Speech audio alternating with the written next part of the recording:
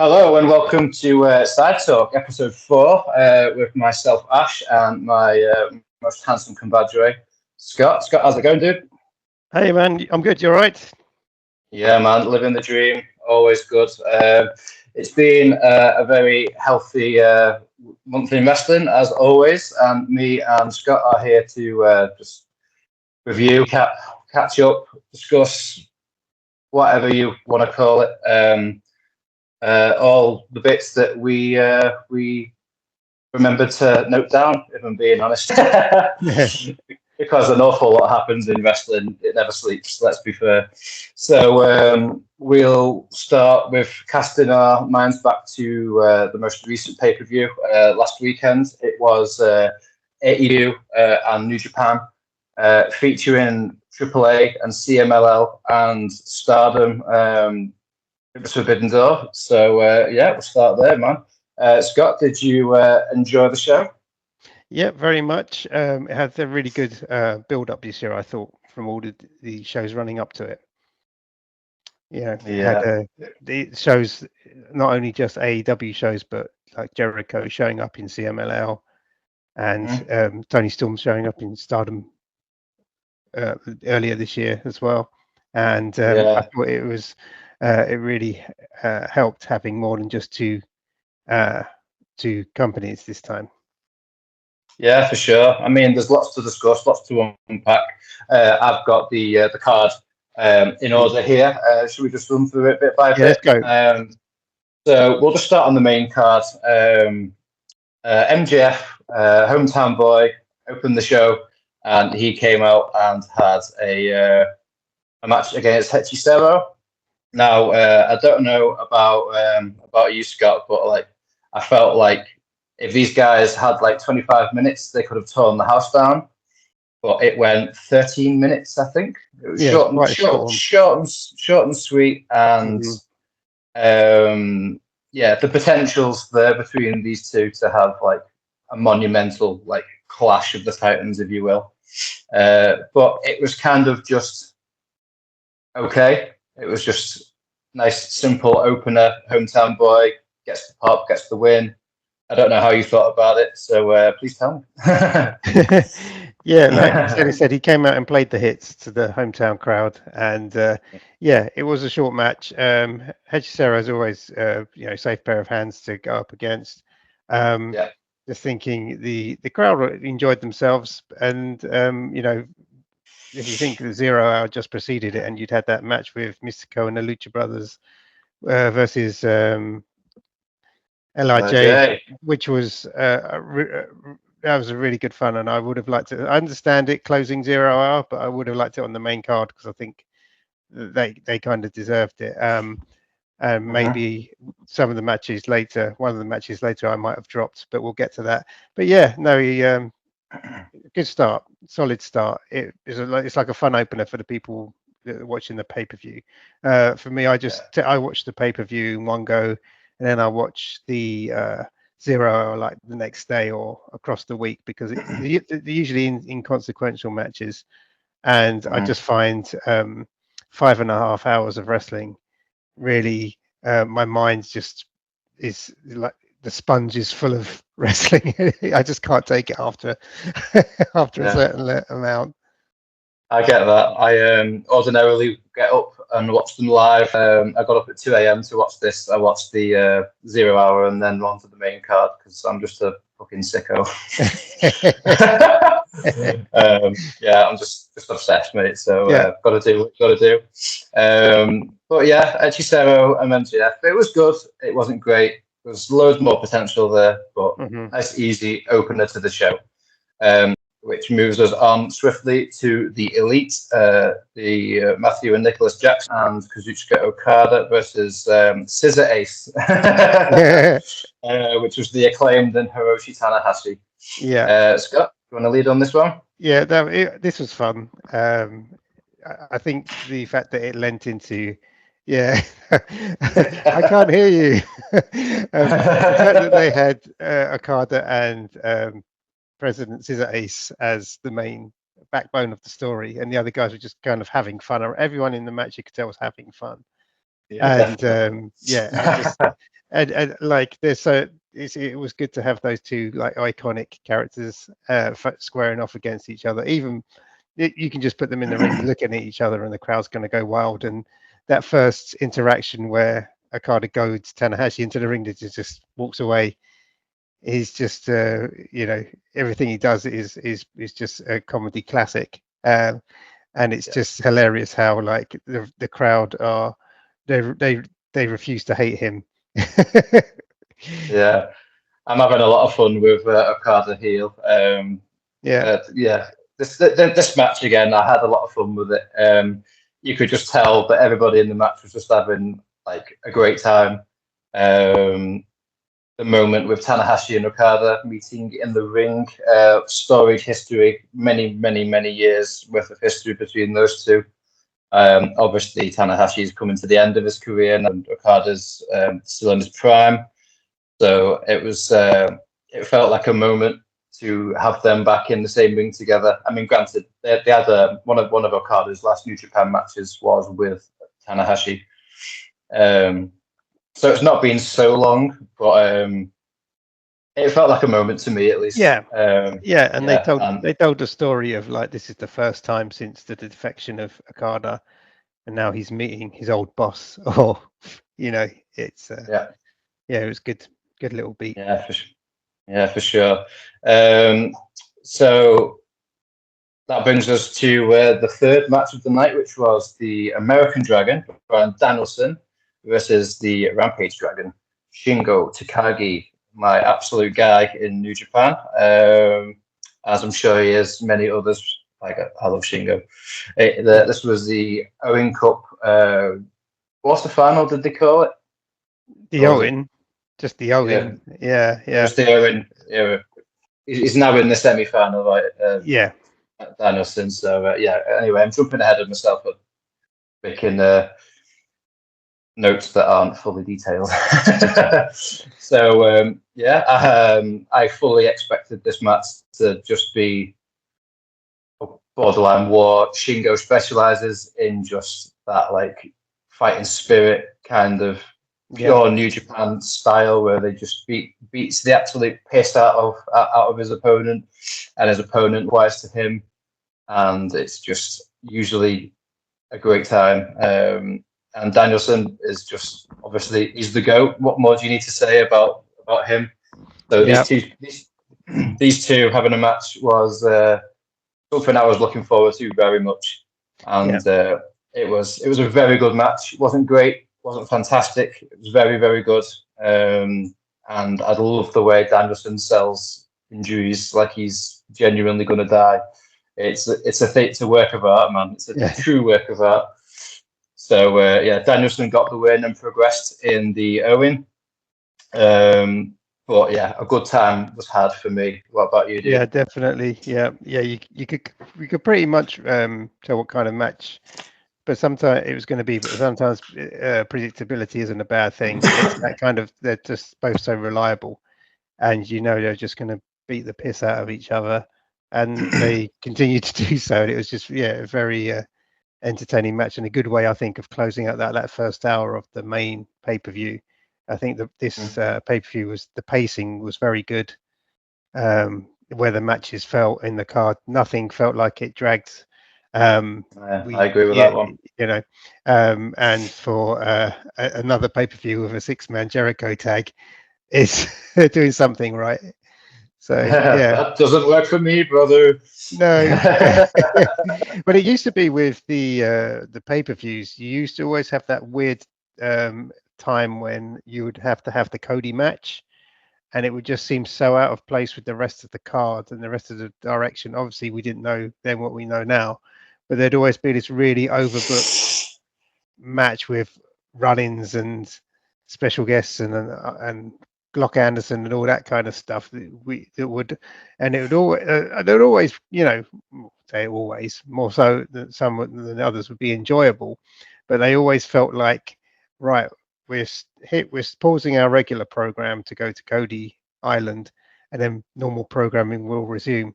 I think with him kind of like flying in WWE and that kind of presentation suiting his style that much better. It suits both parties well, in that the AEW pay-per-views now just like straight up pro wrestling for 4.5 hours, and you don't tend to get so many little gimmicks and run-ins and overbooked spots. Because the other problem with that is because everyone's allowed to do pretty much what they want. You sometimes get the same different factions doing the same thing, and it would lead to repetitiveness and stuff. But I think each of these matches now stood alone. They all offered something different.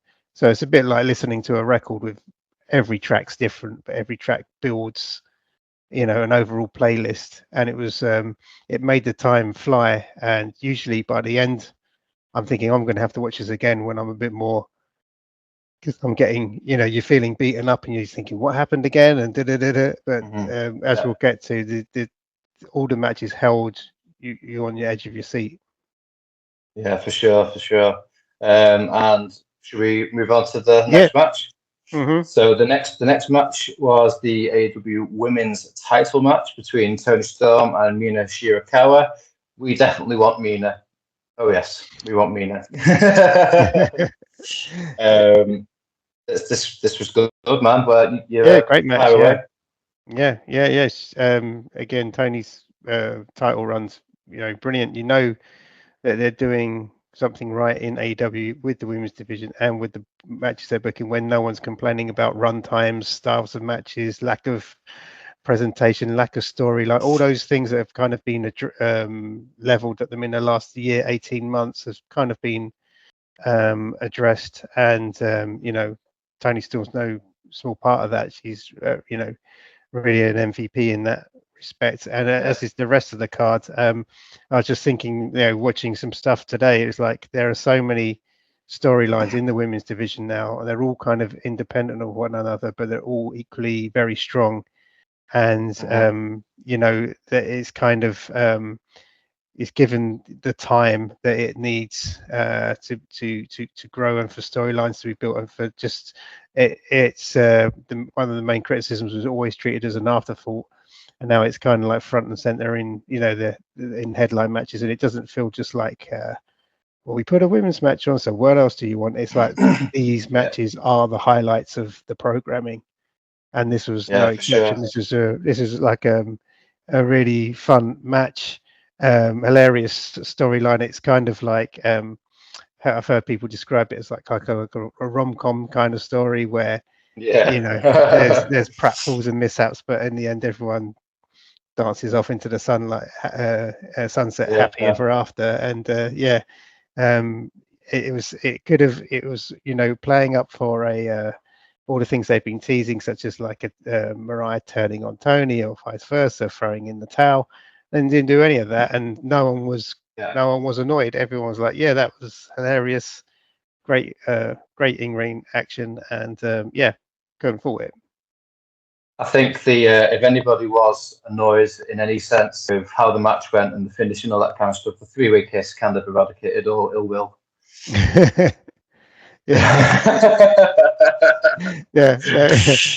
Someone, I guess happy endings and all that. Yeah, I think everyone would have put money on Mariah May smashing Toni Storm over the head or whatever and stuff. Yeah, but it ended well. It ended well. Yeah, so the next match was my preferred favorite match of the night. Which was Orange Cassidy versus Zack Sabre Jr. Fucking brilliant, mate. Just absolutely brilliant. Like, it annoys me that Orange Cassidy doesn't get his flowers online because people just want to give him shit for calling him pockets and all this kind of stuff. Yeah.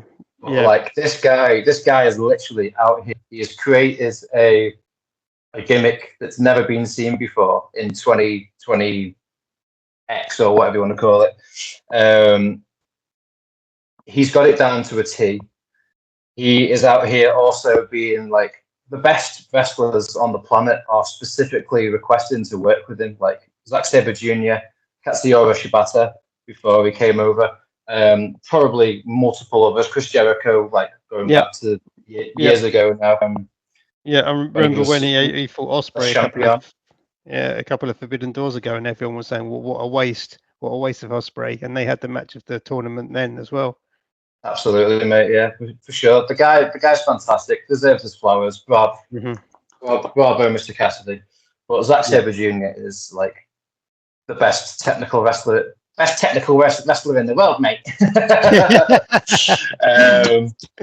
I could watch him wrestle all day. It was marvelous, magical. Like I love it, absolutely love it. And he was Zack Sabre Jr. got the win, which was the absolute right decision. He deserves that big win because he was 0-3, 0-2 so far at Forbidden Door, or in an AEW ring. I forget. I think it's 0-3 actually. But big win. He's now going into the G1 with that momentum. So great stuff. And he was also great in the post-media scrum as well, because he called Bryan Danielson a pervert. Because he'll never retire because he's a pervert. Or I'm paraphrasing. And he's like, I mean a wrestling pervert. Wrestling pervert. And then he kind of threw into Tony like, if we do have another match, it's got to be in England, and kind of like gave Tony a wink. As like, well, for Wembley, there's worse things you could do. Yeah, I'm dying for. I was all set for a Zack Sabre Jr. match at All In last year, but it never happened. So if one gets added this year, I'm going to be one excited little sausage. Yeah, I'll have to bring my binoculars somewhere I'm sitting though, so I can see everything. Have you got any thoughts that you'd like to add? No, I just agree. It's like match of the night. The way you see, Zack Sabre, the way he thinks. It's so natural. Like when he said, "Oh, he's got his foot's here. I'll twist that," and then, oh god, now his arms popped up there, and it's the way he's like snakes around, and that the thing where he pulls the fingers apart always gets. I think that's some people it's seeing people dropped on their head, some people it's seeing people getting head butted or whatever. For me, it's always when he's twisting people's fingers and he makes it it's just I was just like, oh no, too much. But I think it's because you know what that feels like if you try your hand or whatever. But that was a great match. And like the promo before that where he got under Orange's skin and said, he was winding it. Kind of Orange's peel. Orange's peel, yes. I'll call myself a taxi. And Orange is like, well, now I have to pin you with my hands in my pockets. And he grabbed him, didn't he? And like Lexi's going, oh no, and Zach's like, it's all right, I've already beaten him. And I was like, oh, that's great. Everything about that was great. And when he said in the interviews about like people think he's pretentious, but he said, look, I was calling Orange Cassidy the Future 10 years ago. He was like, everyone else was dismissing him. And I think that if we are to sound snobbish or pretentious, that is why people don't get him. Orange is basically, it's like when you see a film that makes you think, and then someone goes, oh, that was boring. And you think, no, that was a really good film. You're just maybe too stupid to realize. But it's like when people say, oh, he's just a comedy. It's like, well, you probably don't watch it. You're probably parroting what someone else has said.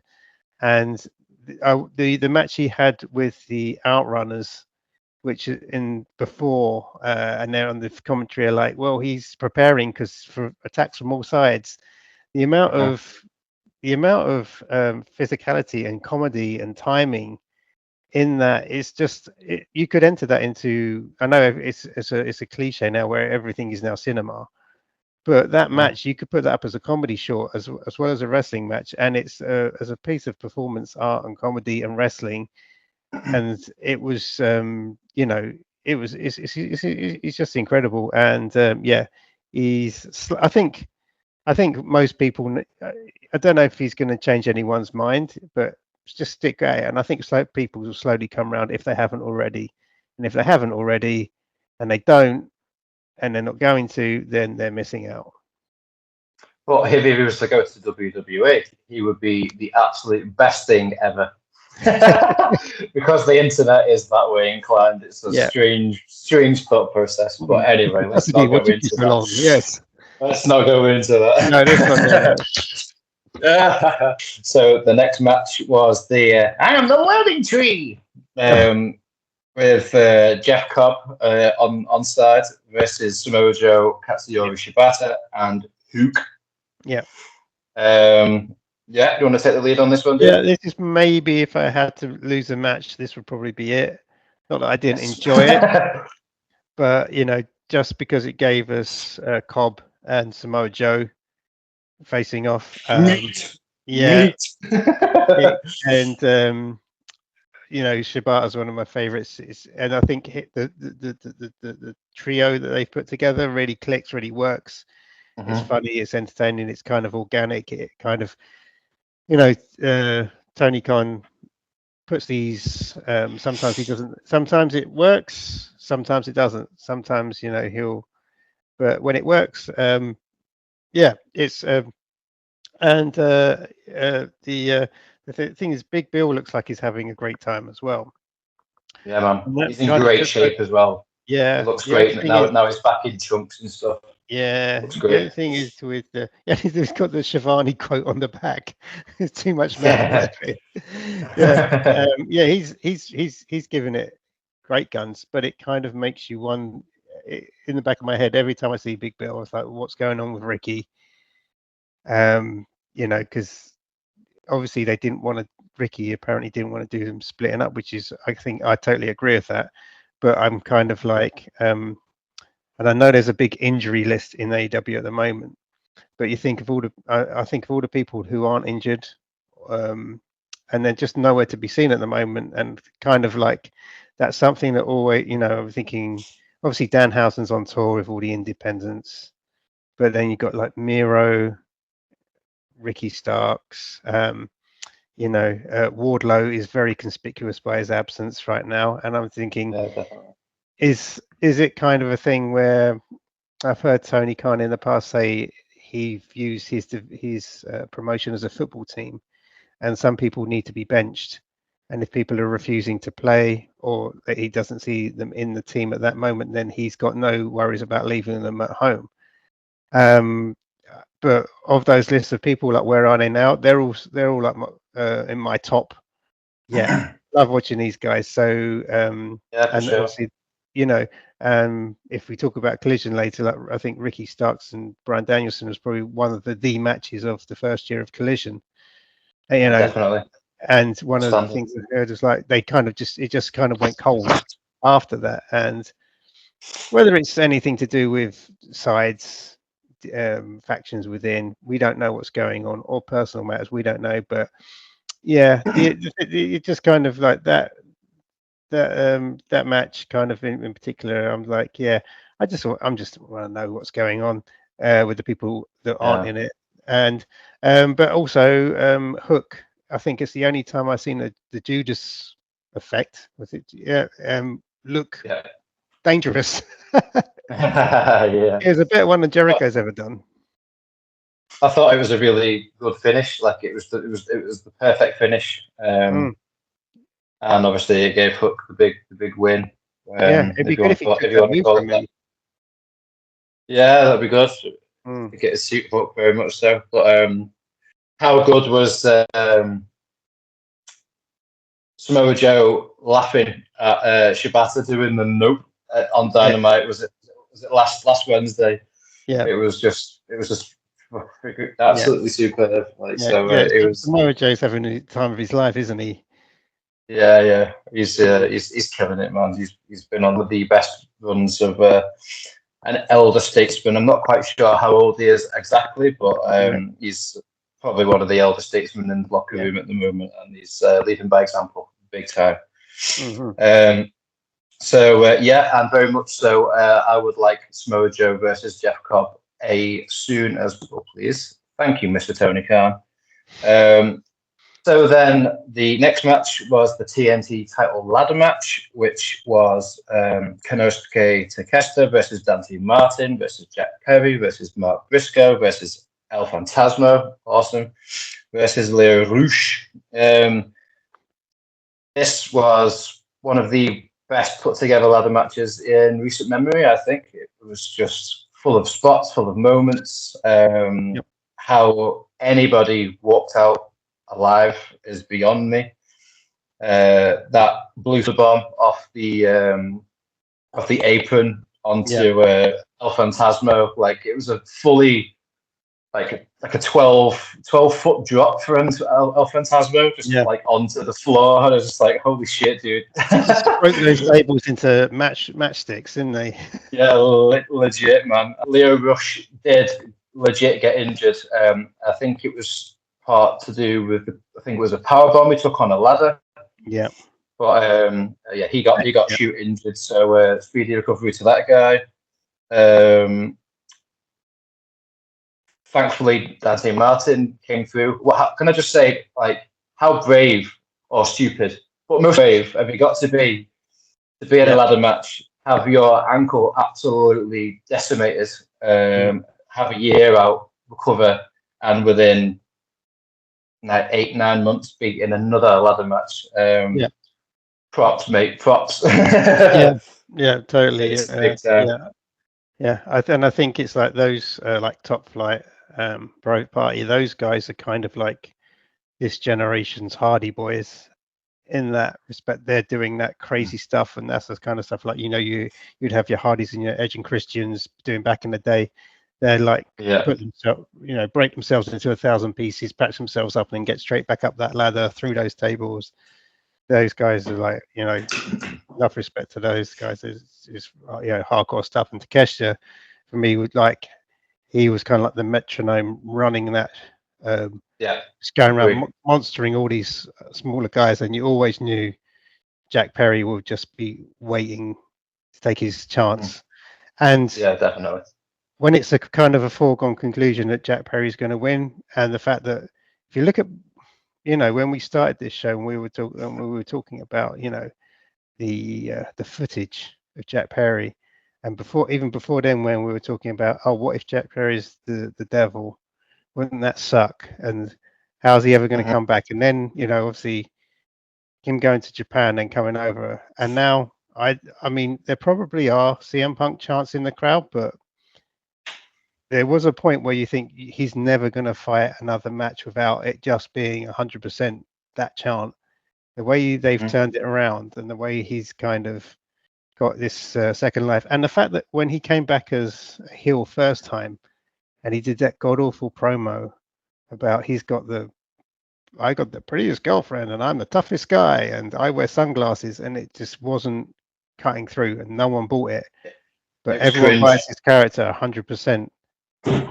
And, and when, the fact that he's standing with the TNT belt with that smug, ain't I a stinker grin on his face, and the fact that there's not a riot and everyone's like, I'm like, that's some good stuff. That's as his old nemesis Charles Montgomery Punk would say, he takes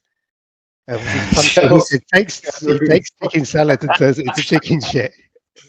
That's a quote. That's a direct. I've never heard that. I've never heard that before. Charles Montgomery Punk. Fantastic. It is. Excellent.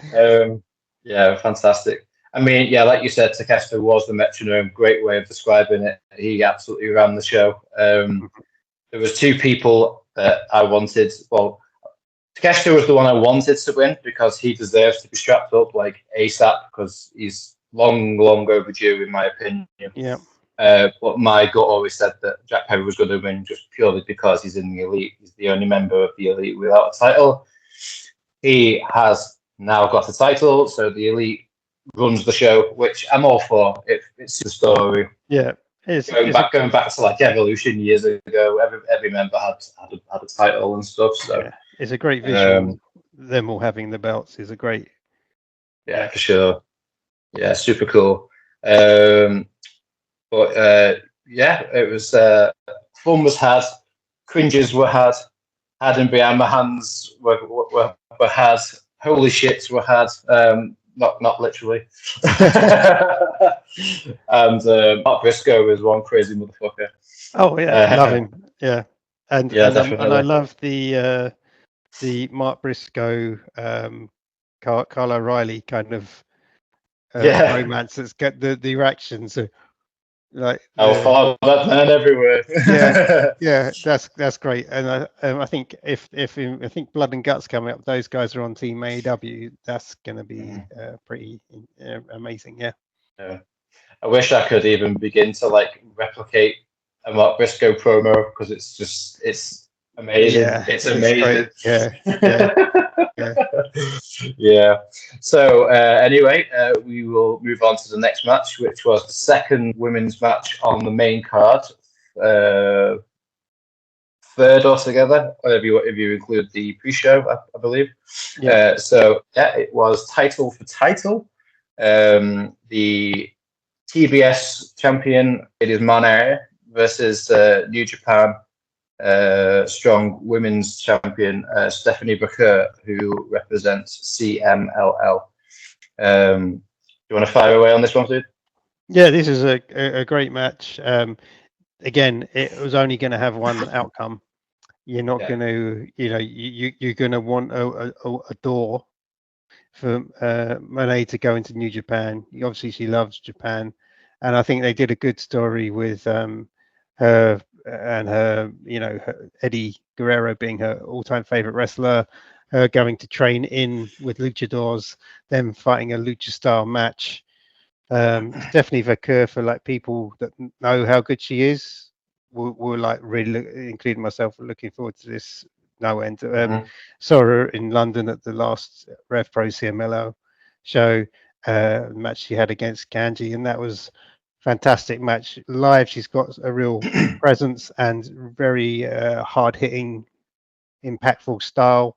So even if you've never, like, I think with the crowd, maybe for the majority, it may be the first time ever seeing a Stephanie Vaquer match, or if not the first time you've seen her live. And they were kind of the crowd were a little bit tired, I think, at this time, which is totally understandable. They've been going 5-6 hours, with this pre-show, and there was a guy.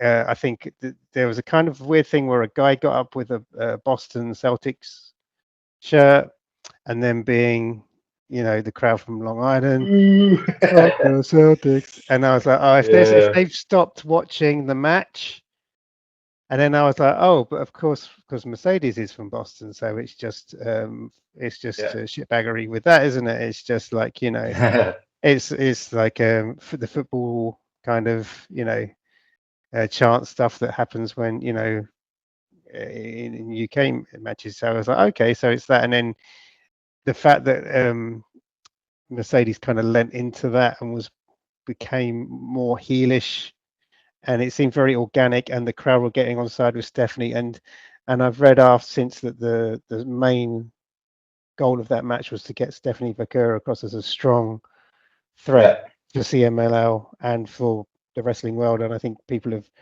if there's a breakout star of this show, she's definitely it.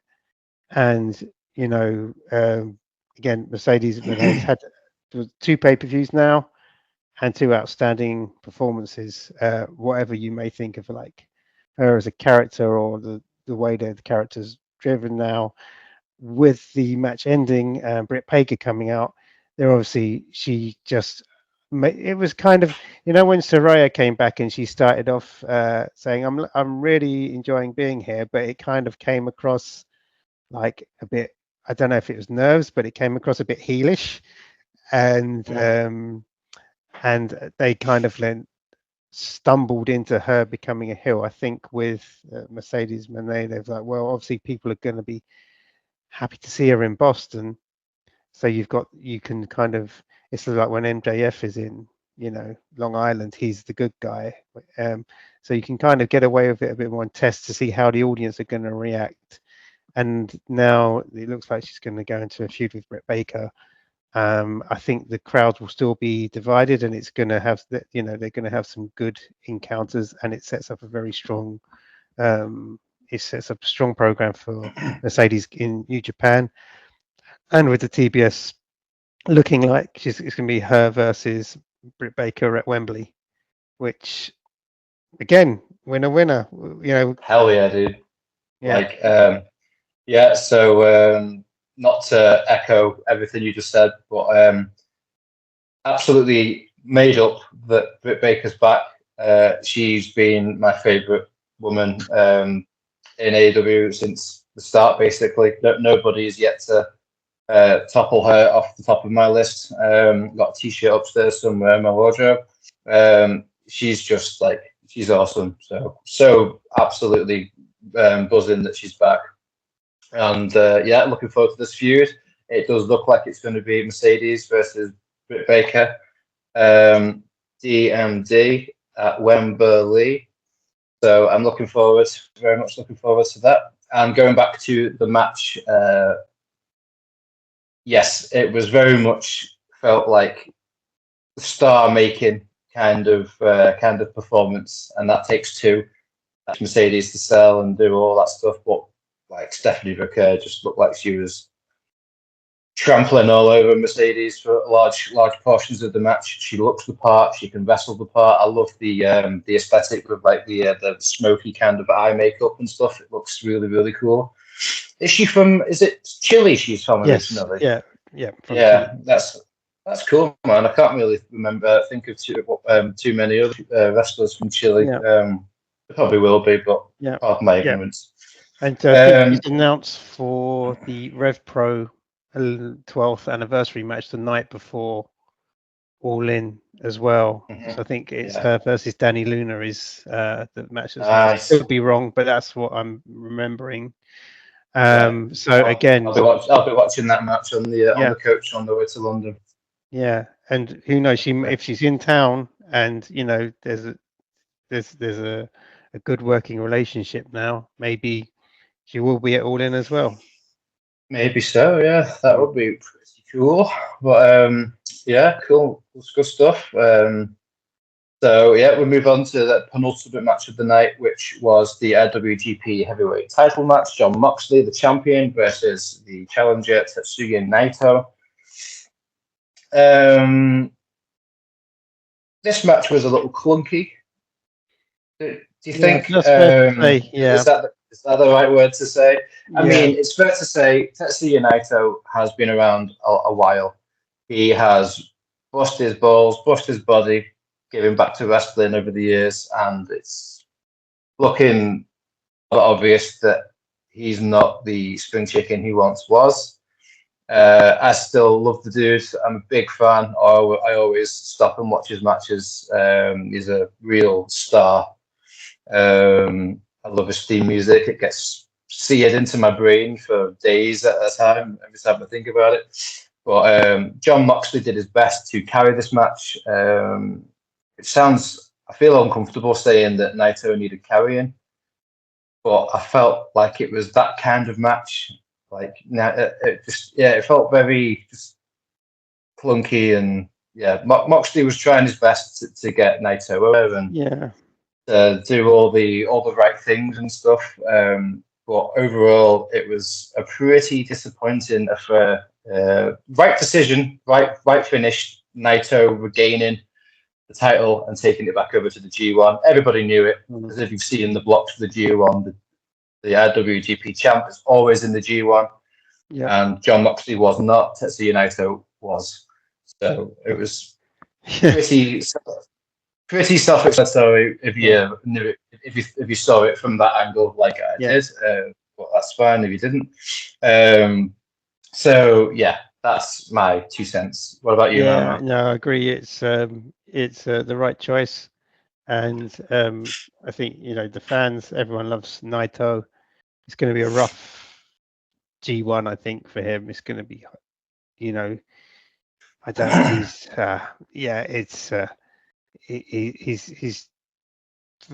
obviously he's still very good, very talented, but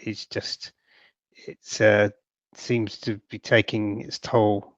Like you say, the years of abuse and damage that wrestling does to your body, and I think given the right opponent like Moxley, you can have a more considered match, slower pace, and that's the kind of pace of match he should be having now. But I think with what we saw, like if you think we've had Danielson, Takagi earlier, Zack Sabre, Cassidy, these kind of like not as just honestly in the match we had afterwards, it just seemed like the tempo was so a slow match with quite a high tempo, fast paced card seemed even slower. Yeah. And and it was kind of more with the Moxley coming out to his New Japan music, had more of a New Japan feel, and it was kind of like the more style of match Mox wrestles in New Japan. So I think that kind of threw me as well. It's a bit like when we went to Royal Quest and we saw Eddie Kingston there, and he was kind of very serious New Japan Eddie, and we were kind of like, oh, we want to see a bit of AEW shit talking Eddie, but he was strictly business that day. And then you go, oh yeah, that's because he was taking it very seriously and getting there and getting the job done. And yeah, it worked. It was what 17 odd minutes. It did what it had to do, but yeah, it's time waits for no man. Yeah, definitely. And I mean, we've mentioned the G1, so I'll just go on a little like side talk here. So the G1 this year is the first time since 2001 that Hiroshi Tanahashi has not been in the G1, and it's the first time since 2012 that Tomohiro Ishii has not been in the G1. So I sense a sort of changing of the guard. I mean, it needs to happen. It really, really, really does need to happen. New Japan's in a weird predicament where they've got very, very little main event depth. Yeah. So they need to build people. So Callum Newman qualified for the G1 today, which I'm fucking delighted for. So bravo, Mr. Newman. Good luck. Ridiculously talented dude. But yeah, it just seems maybe like Naito will be the catalyst for. I think it's Yota Tsuji. He's the most ready, if you ask me. Yeah, I think so. I think Shota Umino is up there, absolutely. But I think Yota Tsuji by far and away is the most ready, and there's a story there. The teammates and stuff. They had a match a few months ago. I forget what show it was on, but they had a 30-minute match and it was fucking brilliant. Yeah. Just strange times for New Japan, but I hope that they found their way out of it and built some new stars. Gabe Kidd is ready to be a big star, but obviously he's still very young. And he just him popping up in shows over this weekend, calling everyone rats and spitting on AEW. It just Gabe Kidd just cracks me up. And they're like, hey, oh, he's an awfully talkative young man. It's like Tony Schiavone and stuff. And it's like, brilliant. Just like him ducking into the camera on AEW TV, going, "I'm a madman," And it's just like, oh, this is great. Love it. But you're talking about Yota Tsuji, like a friend of mine who he's a big fan of like WWE and the Bret Hart, like the Stone Cold, The Rock, that kind of era. Still like follows it, but not religiously. Keeps an eye in there. And I showed him, and he was like, "Oh, so what's happened?" And I was like, "Oh, New Japan." He was looking at some stills on it online, and he saw Yota Tsuji, and he's like, "Who's that guy?" And I'm like, "Oh, that's Tsuji's like one of the." And he was like, "The fact that like for someone that doesn't know anyone in New Japan necessarily, or might recognize, say like a Tanahashi or some of the older guard, he's like, who's that guy? He looks the part, he looks like, and, and I thought for someone that's kind of like has an interest in knows wrestling, but isn't really, you know, uh, on board with like modern wrestling, but still interested in it. And for him to point out that guy, I think, oh, that's interesting. And like we mentioned him earlier, Zack Sabre, maybe like Top Gaijin, and Gabe is kind of like still a work in progress with, the stuff he's doing is fantastic. And yeah, I think it's more of a time of when audiences catch up with what he's doing, because they kept saying on one of the shows I was watching, like about how he always was mouthy and running his mouth, but now his skill set matches. He's basically he can cash what he's saying with he can back it up with action. And I'm like, yeah, he's he's definitely a big breakout star for them, and will definitely get eyes on the product. And when he turned up at the CMLL Rev Pro match in London, the crowd were just on him and loving it, and he was giving it back. And it was towards the end of the card, and it lifted the energy in the room. Just that fact, this guy comes in and he's like, I don't give a fuck about any of you guys, and yeah, brilliant. I'm a madman, Yeah. Hilarious, man. Good stuff. Anyway, yeah. So we went off on a little tangent there. Little G1 tangent. Yep. Yeah, a little G1 tangent, and that sounds like some kind of like musical equipment for like DJs and stuff. Yeah. G1 tangent. Have you got a D1 tangent? Yeah, man. No one's busted. Let's rewind back a little bit, because there was one match that we missed out from Forbidden Door, and that was the AEW title match between Swerve Strickland and Will Ospreay. And by God, what a fucking match! Holy shit!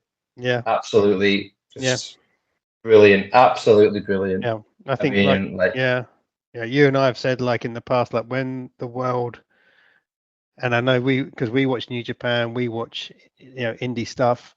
We know Ospreay and what he can do, and what a good match, Will Ospreay match is. And a lot of people do, but not when you put him on a stage like that, and you're doing something right, because you instantly get more people loving it and more people hating it, because more people are seeing it. And this was a classic Ospreay match for me, and it was one of his best. The fact that him and Swerve, two guys that are so smooth, so slick, can work that level match. It was like, and I don't think there was a thing that, like, no mistakes or errors. Everything's perfect. You can throw in a ref bump, you can run in Don Callis, and I was like, this might spoil it. But then as soon as I thought this might spoil it, I thought, what are they going to do? And I was on the edge of my seat the whole way through, and it kind of ticked all the boxes for me for what makes a good Swerve match and what makes a good Ospreay match. The ending. The amounts of finishes they were, amazing. Absolutely, yeah. Just like almost defies words. It's just Will Ospreay doing Will Ospreay things, but as I said earlier, it takes two to tango, and Swerve is on another level. Also, like if there's two guys on another level in pro wrestling right now, it is Swerve and Will Ospreay. So to see these two guys do what they do, dance the way they dance, magic, pure magic. Yeah. Bravo, fellas. Bravo. Yeah. Ospreay is on a one-man mission. Well, not a one-man mission, because obviously he needs opponents, but he's on another one-man mission to like have the 10 best matches of the year again, like he did last year. It's just like the entire list is practically Will Ospreay matches last year. Yeah.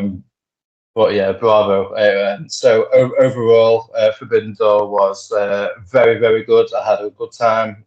Not a bit of me regretted waking up at stupid o'clock and paying the money to buy it and stuff. So I can't ask for much more than that, really. So all good. I've seen a few people being negative Nancy's online about it, saying that there's too many matches, which I can see why, but I'm just kind of used to it now. It's AEW style. Yeah. 15 matches overall if you include the pre-show, which just sounds ridiculous when you say it out loud. Yeah. Like we said earlier, it's like if you're cool with watching 15 matches in a row, then fine. But if you can't, then you don't have to. That's what. Yeah. So I get. It's like, you'll say to me, I'll get up at 2 and I had a blast, watched it from beginning to end, and I'm like, I watched it when I got home from work on Monday, and then I watched the. Like a sensible person. Basically, yeah. Well, yeah. It's just that, and I was just like, but yeah, you just you watch it how you want to watch it, enjoy it how you want to enjoy it, and it's weird. I always think it's weird that like I am a fan of AEW and pro wrestling and things like that, and it's funny that like people that claim to dislike it intensely, they know more about it sooner than I do, if you see what I mean. So if I if I stay away from spoilers, I stay away from online and stuff like that, I go and watch a show, okay, and I'm thoroughly enjoy it. And I say, oh, a couple of days later, I might be like, I'll see something from like, I don't know, say Fightful or something like that. And it will say something about a match that I watched 2 days ago. And then I'll see someone has gone straight on when they posted it live, like, and gone, well, this is awful. And this is the reason. And it's like, okay, I just I don't have the energy to watch something like that I enjoy. So it's just another level of I just don't get why weirdness. there's just not enough time in the day, is there really? I feel like people do it for clicks because it's just pure like this sells the AEW negativity kind of sells online. So like I'm going to double down on this and people will like me, something like that. Yeah. But yeah, anyway. So we do have there are other wrestling promotions that we like to talk about in the time that we have left. So we're going to kind of move on to WWE. Wyatt Sicks, dude. What do you think? Yeah. It was when I first saw it, I was very guarded. I must admit, because I'm not sure where it's going to go, and I don't like angles where they kill everyone. And they killed everyone. Oh yeah. Wait, no. Yeah. But like I like some of the masks, but not all of the masks. And there was like some of the protection was great, and some of it wasn't. And I was like, and then I was like, oh, I'll just let it settle in my mind what I think. Then the next week, where Abby the Witch comes out with the cassette, and she's coming through the mist, and she's got that smiling mask, which I think is the best mask. Really cool. I was literally going to say when it's such a good mask. Yeah, I agree. Yeah, I would say that, and the piggy gas mask, Huskus, the pig, whatever. Yeah, it just throws me. The vulture mask is very Spike Trivet, and it's almost identical, but it has a little bit, yeah. And then the rabbit is just too goofy. I would like to see something, just personally, like more of a Wicker Man kind of like folk horror, kind of like like it. But anyway, when she gave the tape and they once you get past, this is a VHS tape, kids. When they play the tape of that Bo Dallas and Uncle Howdy interview, I was like, okay, this is in Safe House. This is going to work. They're going to do more of like a psychological horror than let's go out, gas comes on, someone's teleported from here to there or whatever. It doesn't look like they're going to do the supernatural spooky shit, which kind of takes me out of the fear of it. To kind of suspend. That was always Bray's vision, though, wasn't it? Like the supernatural-ish, but the psychological horror. Yeah. I think he had more of a psychological horror to it, but then I think that the people producing the show at the time, that was maybe too subtle or too clever. So they were like, "Well, how about we have a doll that winks? Because we can sell those." And it kind of, and you're kind of. I said to you a couple of weeks ago. It's like when the Hulk Hogan, and he's freaking out and he sees the Ultimate Warrior, and he's deluded and he sees the Ultimate Warrior in the mirror, but we can see him and the commentators can see him, so we're all going crazy. And it's kind of like when you throw supernatural and otherworldly things into it, it can kind of like throw things a bit. But I think this is going to work very well. I think the the work that Bray Wyatt had, and he may have reams and reams of unpublished. He probably has. He is probably writing stuff down. He's probably got ideas, stories that they're going to adapt, and for his brother to be able to do that, I think, is incredible. And for WWE now, if you think about where they were before, what happened, and the changes of Triple H taking over. For them to be dealing with like this kind of like psychological horror story, and it's dealing with like grief and loss, and it's real, and also it's furthering this amazing creative genius that he was, which got so cut short so tragically. Yeah. It's who are we to poo-poo it? Or I think my initial standoffishness was, I was worried that how are they gonna take the art of this artist that's no longer with us and adapt it, but I think it's in safe hands. Yeah, definitely, man. I mean, I'm a huge horror nerd. I was always into Bray Wyatt stuff. Like I remember, I forget the year. It was probably like 2012, 2013, something like that. It was still FCW.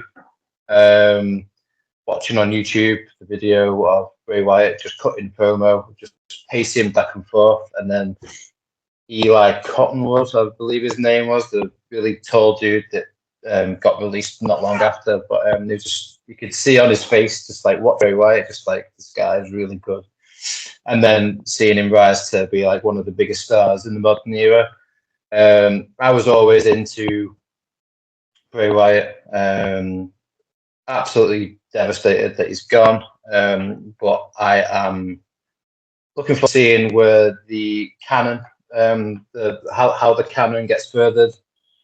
I'm into all the spooky creatures and stuff like that. Like you said, Abby the Witch's Basket is by far the best. Did you see Mark Henry having a little moan about the picture? The guys, they debuted and massacred everybody, but then hours later they were in like a burger place having taken with a fan.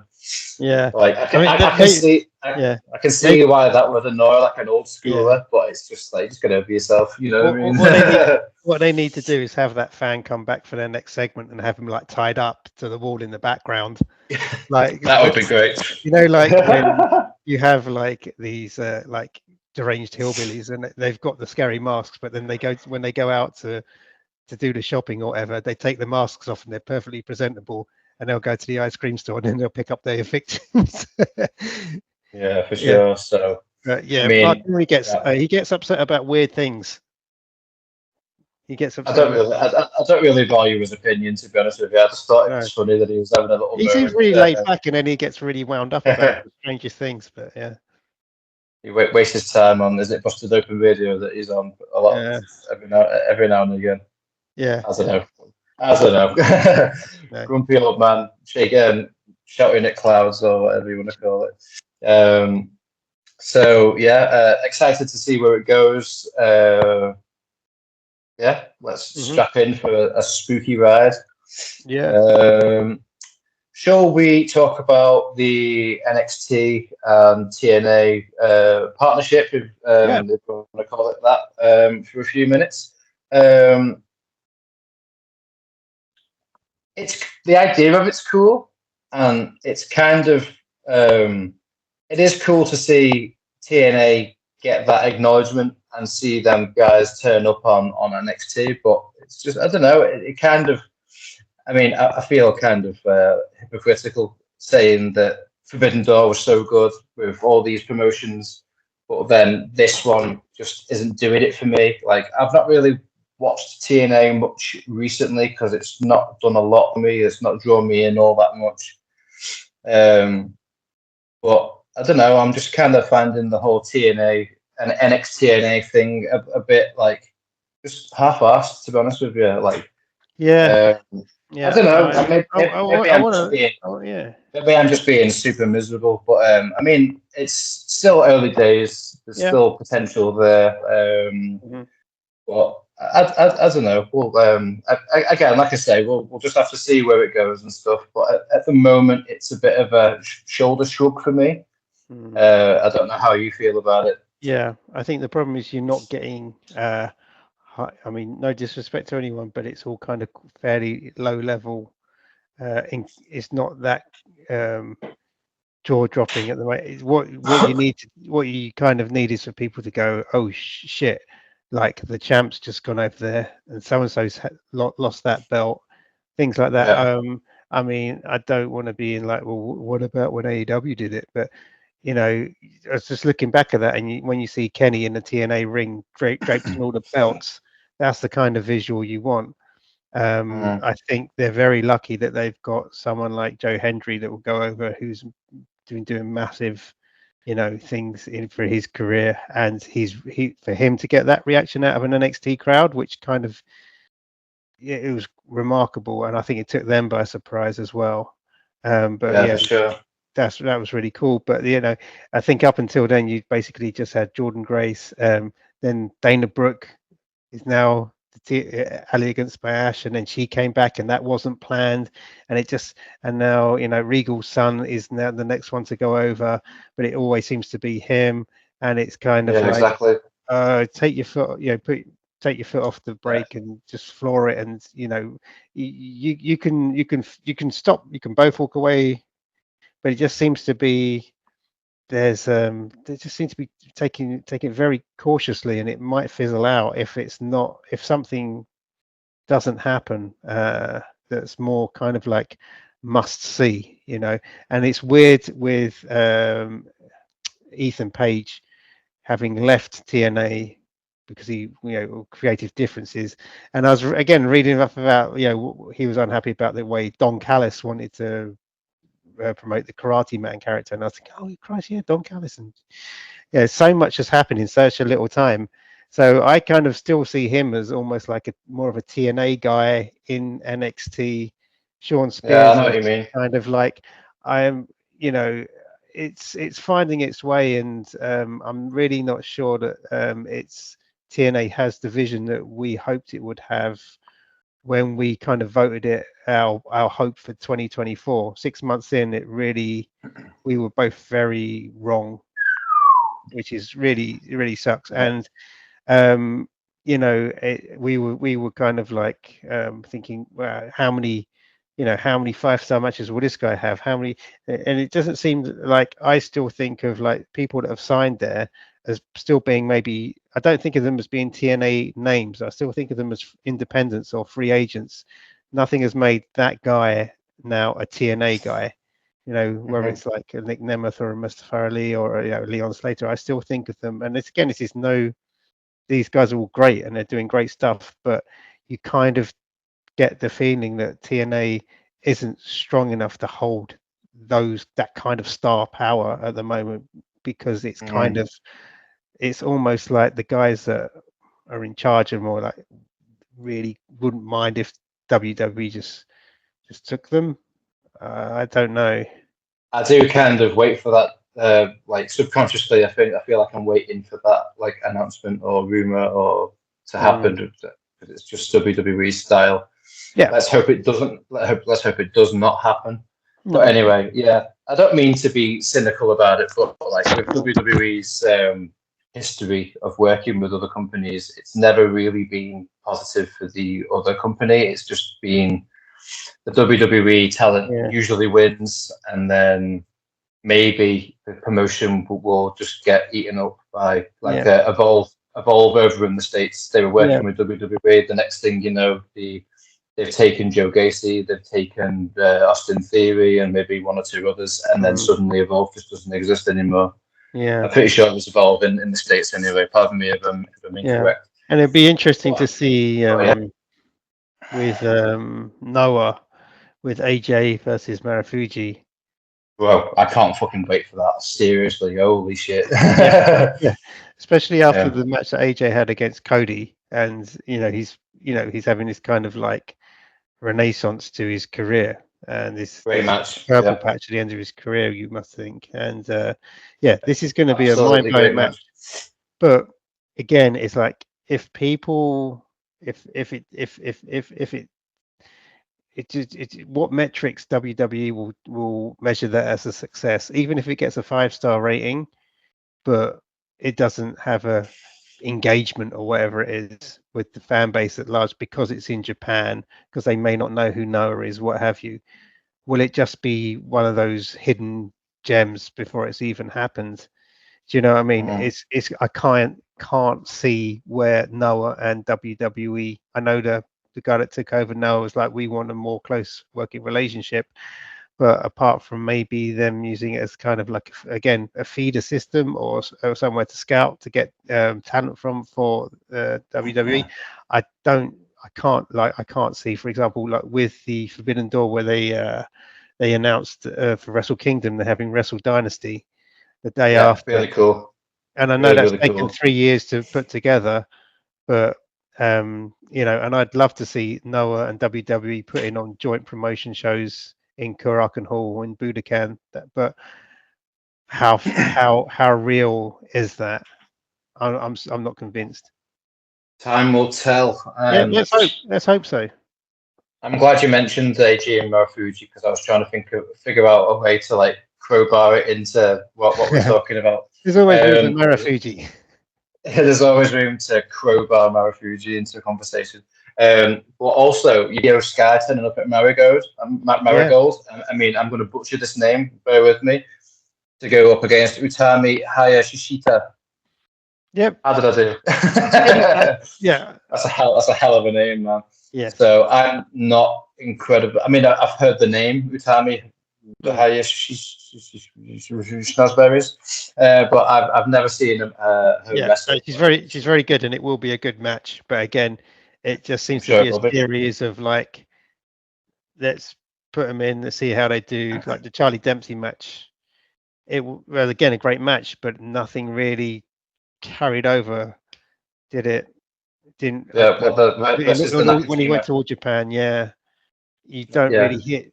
That's kind of like always was like a one and done because again, I think because it didn't translate into big ratings in the States, or you know, people going, wow, look at engagement and things.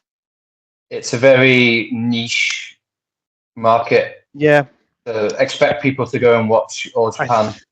I think no one's really, unless you're like a hardcore wrestling fan, nobody really knows about like at all.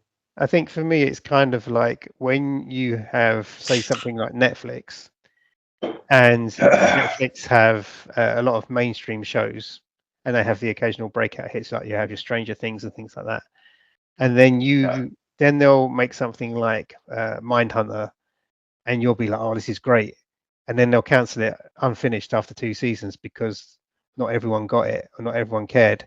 So I think me being willing to not invest in these excursions into Japan or what have you, I kind of think, well, they're not going to go anywhere. They're just doing it because the other guys are doing it, and now they can do it because it just kind of makes me think. And again, after you're saying like, you know, hoovering up talent from promotions and leaving them with nothing and them effectively closing down, it kind of makes you worry. The indies are in such a strong health at the moment, and it just like, I don't know, I just get a bit of an icky feeling when you think like Noah is the same company as DDT, and for WWE to be reaching their feelers out into DDT just seems so you know what I mean? And it's nothing against but WWE, but they're just very different business models. It's like one's stadium rock and the other one's a scuzzy punk band. And just let them both exist. Let them both exist, and let me enjoy that, and let me listen to that. But don't try and get that band on because it's not going to work. I like steak. I like chocolate cake, but I don't want to put chocolate cake on my steak. Have that first, and I'll have that later. And if I just want to eat chocolate cake, I just eat chocolate cake. But don't mix them in a blender and force feed me. Oh. Yeah, definitely. So we've got a few minutes remaining before we're going to have to start wrapping up. Okay. Have you seen a quick quick one on Nakajima. Have you seen any of the videos that he's been putting on Instagram recently? Yeah, mysterious videos. Weird, man. I don't know. Very weird. Intriguing. I'm still looking forward to finding out where he's going to finally show up. Yeah. I still feel like New Japan are missing a trick. But if he wants to go to the States, then he could go to New Japan. Japan his way into AEW and Ring of Honor and all that stuff. Anyway, incredibly talented, Mr. Man. So hopefully he'll turn up somewhere soon. Quick note on Cody Rhodes buying Soft Ground Wrestling in Uganda, a ring. Super cool, nice touch. And congratulations to SGW also for finding themselves a Ugandan TV deal, which is just brilliant. So absolutely fantastic for those guys. Yeah, so we'll move on to New Japan, trying to rapidly crowbar everything in. A couple of bits in New Japan, nothing majorly major, but I take back that statement. I want to give Hanare a massive congratulations for becoming the first ever Maori champion in New Japan. I imagine if he was a champion in most promotions, he'd be the very first Maori champion in that promotion. But still, fucking sick. He defeated Shingo, New Japan's Dominion, was it? Or Seoul? It was Seoul. So absolutely fantastic for him. Congratulations to El Desperado for finally winning Best of the Super Juniors. He then went on to win the junior heavyweight title a week or so later. He has lost it this morning, 2 weeks later, or something like that. Doki is the new junior heavyweight champion, which is crazy. Yeah, New Japan moves fast, man. And also TMDK are double tag team champions, and I could not be happier about that. So absolutely, bravo to those guys. They deserve it all. I think we've pretty much nailed it all. Yeah. I'd like to give Sika Anoa'i. I know I butchered that surname. Apologies, but I'd just like to say rest in peace to him. For that guy. And I just want to, if you wouldn't mind, because I know I'm kind of waffling now. I'm just going to talk about. This is the part of the show I like to usually we talk about shows that we've been to this month, and we spoke earlier, and you haven't been to one, unfortunately.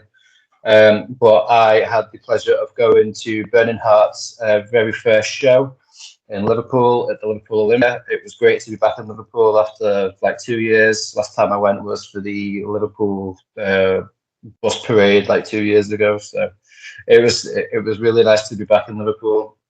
A place I call home, but I'm not quite from there, as you can probably tell. I don't have a Scouse accent, but anyway, I'm waffling. It was a show full of talent. Leon Slater, we had Zachary Wentz, we had Trent Seven, we had the grizzled young veterans who I'd never seen before. I was super hyped to see those guys. I had the pleasure of meeting them as well after the show. Absolutely fantastic. There was a couple of Work the Left Side alumni on the card as well. Art Davis, we had Mark Haskins, who is just fucking brilliant and has his US visa sorted out, so he's going to be back over stateside soon. Bravo. About damn time. It was Joe Hendry. We had Isaac North as Work the Left Side alumni also. We had Lizzie Evo also Work the Left Side alumni. So it was great, man. Great show. Crowd were banging into it. Joe Hendry opened the show and just got everyone going, and then had a pretty swift match versus. So they were doing seminars earlier on in the day. Yeah. To people that wanted to go. So he actually gave one of the lads that went to the seminar that caught everybody's eye. So it was Joe Hendry, the man of the moment, versus a lad called Critchy, forgetting his full name, but he had Critchy written on his tights, so that seared into my brain. So yeah, so it was what a moment for him. He was he was scouse as fuck. He came out giving the crowd absolutely everything he had, just like, you want that? It was loads of fun. He had no music or anything, but yeah, he was just giving the crowd absolutely, giving it beans. Like, but yeah, it was great fun, great time. Great time was had. Had a little chat with Trent Seven after the show as well, and it was just like he was still selling it. Mark Haskins worked his arm to death. And Trent Seven was still selling the injury at the merch table after the show, and I just thought it was dead good. And I was just like, still selling the arm then, and he gave me a little wink, and it was just like, he's right, mate. Proper belting fella. So yeah, it was great time with two of my oldest friends. So great time was had. We've got shows. So with the left sides are going to the title show on Sunday, which will include Scotty Rourke versus Spike Trivet for the title championship, which I am like a little bit mushed for, to be honest. Very good.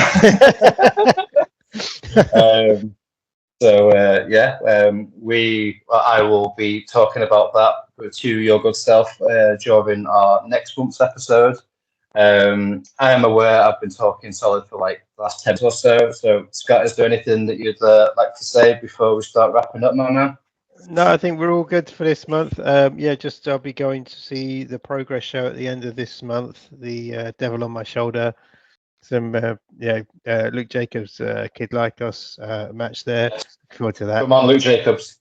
Yeah, and absolutely killing it at the moment in all promotions that he's turning up in. So there's Danhausen is going to be appearing. So I will actually get to see, God willing, and Curses Alone. Jacobs. We actually go and see Danhausen. So I'm looking forward to that show. And it's been a while since I've been to a Progress show, but get down to Camden and enjoy myself there. So I'll be talking about that next month. Heck yeah, dude. So yeah, thank you very much. If you are still with us at this rather deep part of the episode, you are an absolute hero. Thank you very much. Can't thank you enough. Myself, Ash, I run the With the Left Side Instagram. You can follow us at WTLS316. Scott, where can we find you? Scenes of Graphite Horror on Instagram, and the artwork for the show would be one of my pieces, so that'll be going up with this episode. Yeah, man, I was going to say, if you weren't going to say. So yeah, this man is an incredibly talented, dangerous man with a pencil. Ta-da! Let's make it gone. This pencil disappear. So yeah, thank you again for being with us and sticking with us. And this has been June's. I almost said July's. This has been June's slightly late review. Yeah. So thank you very much once again. And you're the real ones.